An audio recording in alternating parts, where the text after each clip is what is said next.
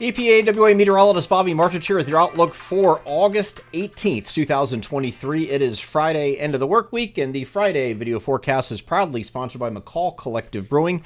McCall is a family-owned and operated business with 2 locations in the Lehigh Valley. Their original Southside Allentown location is at 102 East Susquehanna Street, and their second location, McCall Collective Tap House in Trexlertown, is located at 7743 Hamilton Boulevard. Both locations are open 7 days a week, have trivia nights every week at both locations, and they have a full draft and food menu at both locations, including new beer releases just about every single week, along with local wine and cocktails. McCall's is now celebrating their 3rd anniversary and have food and beer specials, including new beer releases the week between August 23rd, which is a Wednesday, and Sunday, August 27th. And that will be going on at both locations. For more information about that and all upcoming events, visit their Facebook page or to place online orders, visit their website, mccallcollectivebrewing.com. Proud sponsors of the Friday video forecast. So I'm going to start the video off a little unorthodox because we have this look here this morning with this cold front moving through the region early this morning. But I go back to last night. And some of you I know watch the video very early or sometimes after I release it and post it like late evening or around midnight or whatever. This is a look from the NAM at 3 o'clock in the morning. And you see these scattered thunderstorms here moving across eastern Pennsylvania. Prior to that, they're a little disorganized. So we are expecting this to get a little bit better organized as it moves eastward. And here's 4 o'clock in the morning. The problem is there is a temperature inversion at this time, which is normal overnight when you have to have a nocturnal temperature inversion. So that should mitigate the severe aspect of things, but I can't promise you that you won't be awoken by loud thunder, because when you have a temperature inversion, you'll have what's called elevated instability, and then you have the thunder, or the lightning, and then the sound from the lightning gets trapped underneath that inversion, and it reverberates and it echoes. It's really loud. That's why sometimes at nighttime you hear those thunderstorms and you're like, man, that was really loud. It shook the whole house and woke me up. That's why.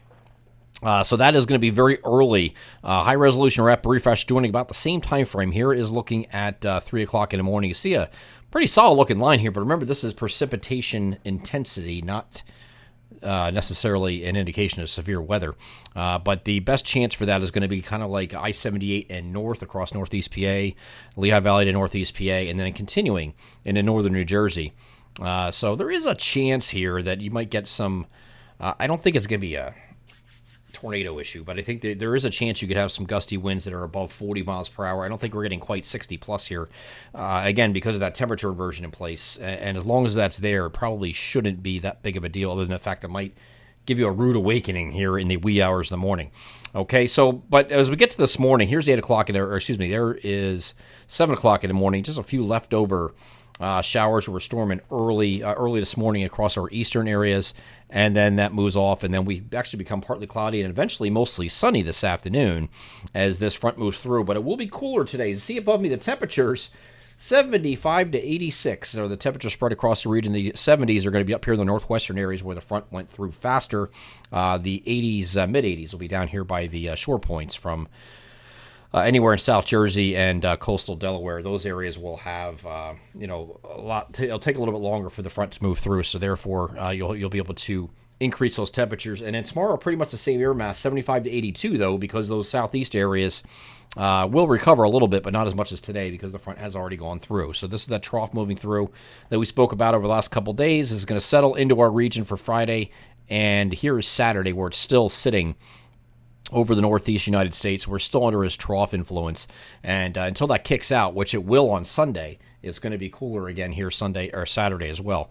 We move ahead to Sunday. By the way, Saturday mostly sunny, excellent day. Again, very nice temperatures, low humidity, gorgeous, right?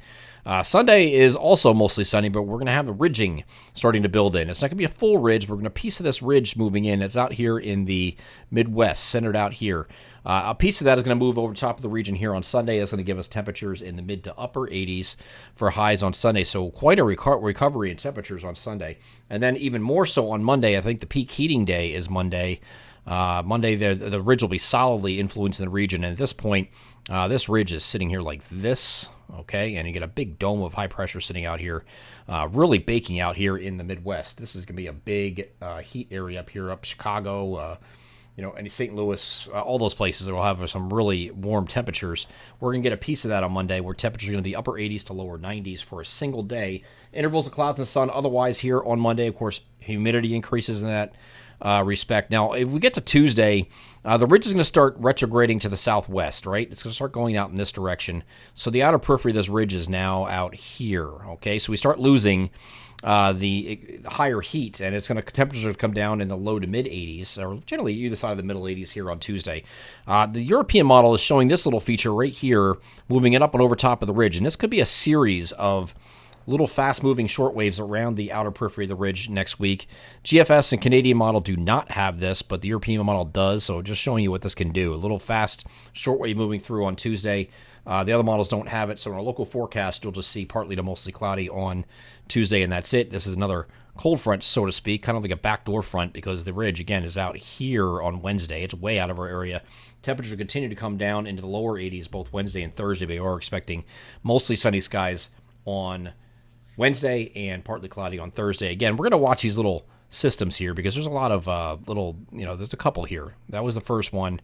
Again, it's not shown on the GFS or the Canadian model that I looked at, the most recent runs here, but there's several of these. A little piece coming here, maybe Thursday. Here's another one right there. Maybe another one here on Saturday which is an actual cold front. We have a lot of time to look at that next week, but just keep in mind that it's going to be mainly dry for most of next week until we get toward the end, I think. But we'll have to watch these little fast-moving shortwaves that can round the outer periphery of that ridge and bring us some showers or thunderstorms on certain days. We'll see. We'll see how that works out next week. I'm EPAWA meteorologist Bobby Martich. That is our outlook for August 18th, 2023. Have a great Friday.